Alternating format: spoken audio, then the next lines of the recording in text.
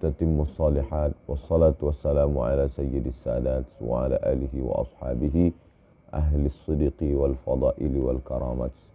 Allahumma salli ala sayyidina Muhammad wa ala alihi wa sahbihi wa barik wa sallim. Ada orang yang punya pikiran, lalu pikiran yang ada di dalam kepalanya itu dijadikannya sebagai landasan dalam hidup. Bahwa kalau sudah hijrah, sudah taubat, maka hidup akan tenang, badan akan sehat, anak akan soleh, rezeki akan lancar. Pertama, pemikiran itu hanya sekedar titik-titik aja, titik. Bahwa nanti kalau sudah hijrah, badan sehat, rezeki lancar, anak keluarga akur, kemudian semua baik-baik saja. Lalu kemudian lintasan yang ada dalam pikiran itu menjadi kuat, menjadi baku, menjadi landasan. Bahwa nanti kalau sudah hijrah, sudah tobat, sudah ngaji, anak keluarga akan baik-baik saja, rezeki akan lancar, badan akan sehat. Nah, setelah hijrah, tobat, ngaji, sholat, puasa sunat, sakit pun mulai datang, rezeki pun mulai agak macet-macet. Tidak sesuai dengan keinginan di awal tadi. Lalu kemudian mulailah berbisik dalam hati, kalau begitu agama ini tidak benar. Padahal landasan awalnya tadi bukan berdasarkan pengajian atau ajaran agama, tapi hanya sebuah pemikiran. Lalu ketika terjadi tidak sesuai dengan keinginan, menyalahkan Allah, menyalahkan ustadz, menyalahkan Nabi Muhammad, menyalahkan hijrah, menyalahkan semuanya. Inilah yang disebut dengan bertuhan dengan hawa nafsu. Jadi, kalau ada orang yang salah sebelum hijrah, minum khamar, salah. Berjudi, salah. Berzina, salah. Sabu-sabu, salah. Narkoba, itu salah. Ada kesalahan yang paling mengerikan. Kesalahan pemikiran setelah berhijrah. Dan yang paling mengerikan, orang yang minum khamar tahu dia itu salah. Orang yang berjudi tahu dia itu salah. Orang yang berzina tahu dia itu salah. Artis-artis yang membuka aurat, yang bicara aib orang lain, ada spesialis aib, ada spesialis zina, ada spesialis khamar, dengan bangganya membuat video podcast khamar, podcast zina, dia sadar itu salah. Tapi nantilah kalau setelah uang ini agak banyak, udah agak tua baru taubat. Tapi ada yang paling mengerikan. Orang yang sudah taubat membuat satu pemikiran dan dia tidak sadar bahwa itu salah. Itulah perlunya kita nanya kepada orang yang alim, berilmu, kiai, habib, apakah pikiran saya ini benar atau salah? Supaya jangan sampai kita membentuk satu pemikiran, lalu menjadikannya sebagai sebuah landasan, akhirnya menjadi sebuah dogma, doktrin agama yang tak terbantahkan. Bicara tentang masalah sakit, Nabi Ayub pun sakit.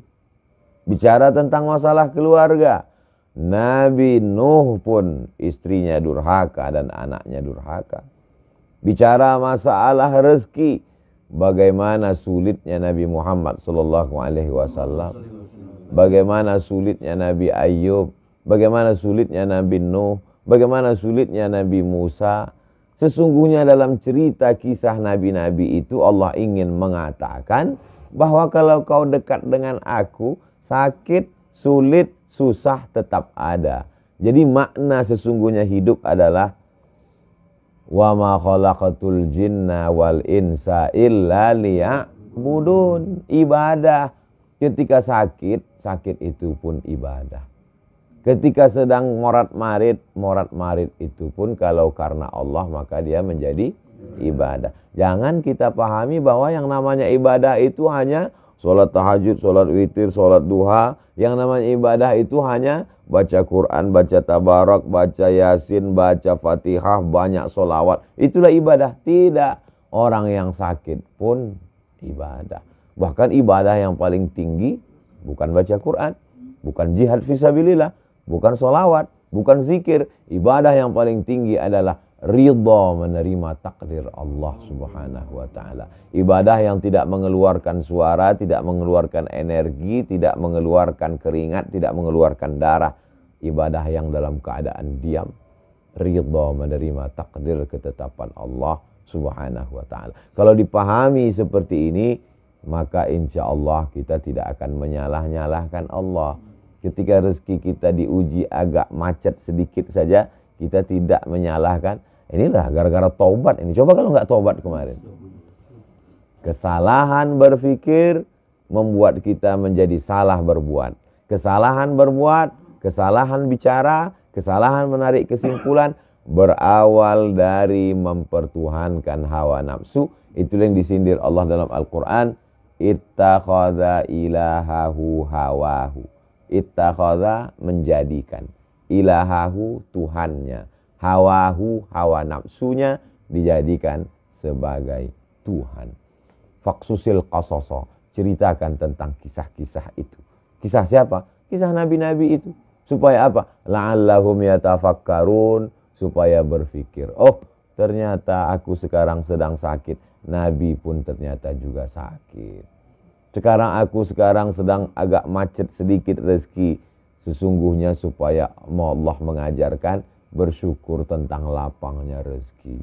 Oh, sekarang anakku ini agak sulit sedikit diatur, supaya untuk mengingatkan, supaya ada usaha dan ikhtiar doa lebih.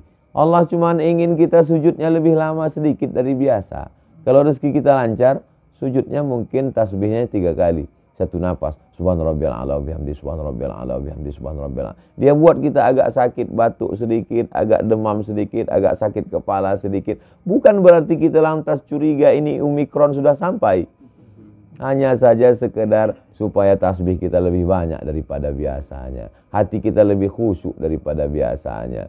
Munajat kita lebih, bangun kita lebih awal daripada biasanya. Duduk kita di masjid mungkin lebih lama daripada biasanya. Karena ceramah kadang tidak membentuk, tidak merubah ibadah, tapi ada sesuatu yang bisa merubah ibadah. Itulah tujuan Allah. Tapi puncak dari segalanya adalah supaya kita menjadi hamba Allah, bukan hamba yang lain.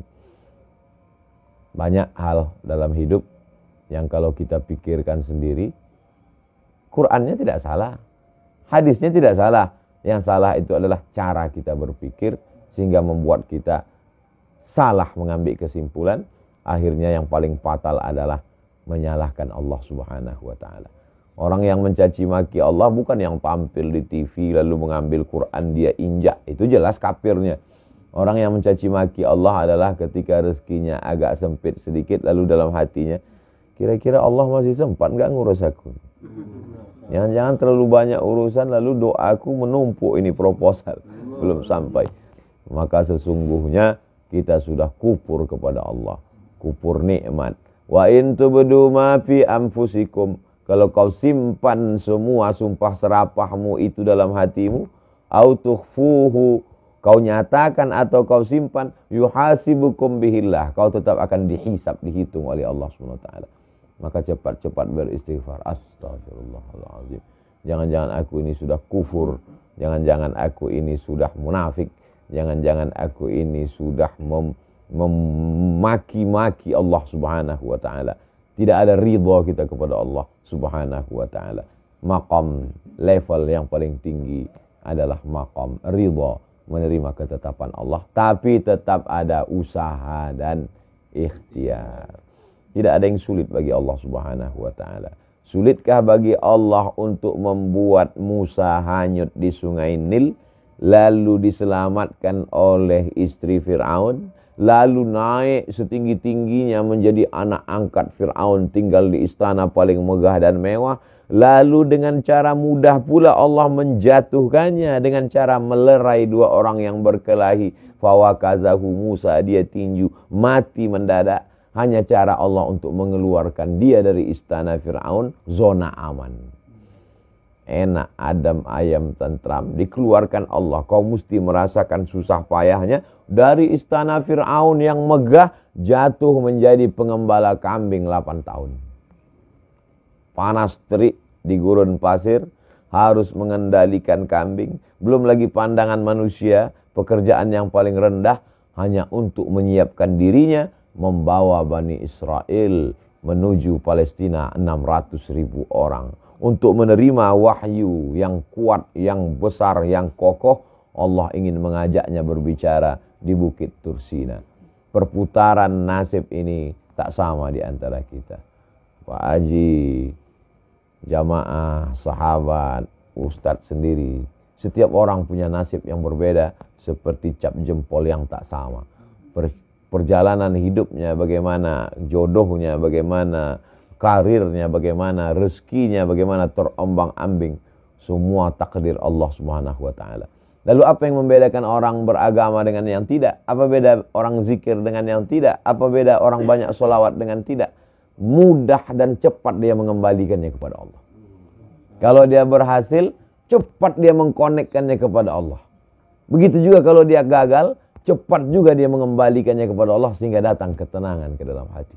Cepat mulutnya berkata, la haula wala quwata illa billah. Dan kalau dipuji orang, cepat juga dia mengatakan, ini kebun Pak Haji, ini hotel Pak Haji, ini mobil Pak Haji. Itu hanya semua titipan Allah. La haula wala quwata illa billah. Kadang tak seimbang antara dapat nikmat dengan dapat ujian. Walaupun yang dikatakan nikmat itu pun sebenarnya ujian juga. Tak seimbang terkadang cepatnya kita mengembalikannya kepada Allah antara nikmat yang enak, ujian yang enak dengan ujian yang tidak enak. Wa balawnahum bil hasanat wasayyiat. Kami uji mereka dengan yang enak-enak, dengan yang tidak enak-enak. Tapi kalau yang dapat enak langsung alhamdulillah. Tapi begitu dapat yang tak enak, lama prosesnya. Ada delaynya dulu beberapa detik. Jadi sesungguhnya beda udah ngaji dengan enggak ngaji, beda udah tahajud dengan tidak tahajud, beda udah taubat dengan tidak taubat. Tak ada delaynya antara dapat nikmat dengan dapat yang kurang nikmat. Sama-sama cepat mengembalikannya kepada Allah. Tidak ada delaynya antara syukur dengan sabar. Sama-sama cepat baliknya kepada Allah. Kalau masih ada delay, saat dapat nikmat cepat, alhamdulillah. Tapi saat dapat ujian agak lambat, innalillah. Berarti belum seimbang lagi antara pujian dengan cacian. Kalau sudah lama, sudah sama rasanya antara pujian dengan cacian, sudah sama rasanya antara disambut orang dengan disepelekan orang, barulah sampai pada puncak kedekatan dengan Allah Subhanahu wa taala. Ustadz Somad udah sampai ke level itu, baru menuju proses. Kadang kalau disambut orang, bahagianya. Pas disepelekan orang, datang rasa di dalam. Kenapa? Bangkit emosi, bangkit rasa ingin mengatakan, gak tahu kamu, gak kenal kamu dengan saya. Kamu sepele. Nah, di saat itu mulai sadar, hei Abdul Somad, ternyata kau hanya baru pandai ngomongnya saja. Untuk melakoninya, belum lagi sampai ke level itu. Itulah mengapa kalau di Pekanbaru, mudah saya untuk nelpon Pak Adil dengan Putra. Nanti kita berangkat enggak, tapi saya usahakan, saya nyetir sendiri, saya mencari parkir sendiri, supaya yang saya sampaikan ini saya amalkan sendiri. Supaya kalau saya ke masjid, kalau saya ada urusan, ngantri, muncul di dalam, rasa-rasanya udah mau keceplosan nih, keluar mau buka masker. Bisa enggak ini? Oh, kalau begitu belum lagi. Belum sama lagi antara ketika disambut orang, dengan disepelekan orang. Belum sama lagi ketika dilecehkan orang dengan ketika dimuliakan orang. Padahal yang memberikan itu adalah Allah yang sama. Yang membuat orang berkumpul ramai menyambut engkau, hai Abdul Somad, dan yang membuat engkau disepelekan, diremehkan orang adalah Allah yang sama. Yang mengirimkan manusia itu, yang membuat detak jantungnya, yang membuat dia respon ketika jumpa dengan orang, Ustaz, saya jumpa dengan Ustaz ini sudah bermimpi setiap malam ingin ketemu, akhirnya dikabulkan Allah. Yang mengirimkan orang itu Allah yang sama dengan orang yang menyepelekan. Tapi kenapa perlakuan kita berbeda? Jadi dosa bagi orang yang awam adalah minum khamar, berjudi, berzina. Tapi dosa bagi orang yang dekat dengan Allah adalah ketika tak sama perlakuannya kepada Allah dalam hal-hal ini. Adalah kajian-kajian yang khusus dan halus. Kalau ditonton oleh orang yang mau taubat, bisa jadi dia tak jadi taubat. Karena dia menganggap, jelimet sekali Islam itu, ribet sekali. Ternyata Ustaz Somad tidak sama kajiannya antara ketika tablik akbar dengan ketika, karena memang audiensnya berbeda.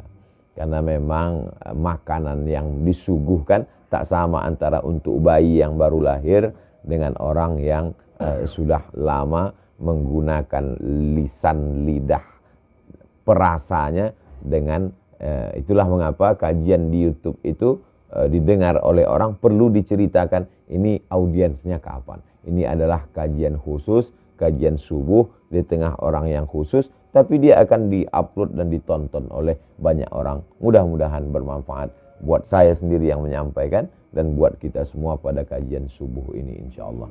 Aqulu qauli hadza astaghfirullah li wa lakum. Itu yang dapat saya sampaikan. Mudah-mudahan Allah mengampuni saya atas segala silap dan salah. Barakallahu fikum, jazakumullah khairan. Wassalamualaikum warahmatullahi wabarakatuh.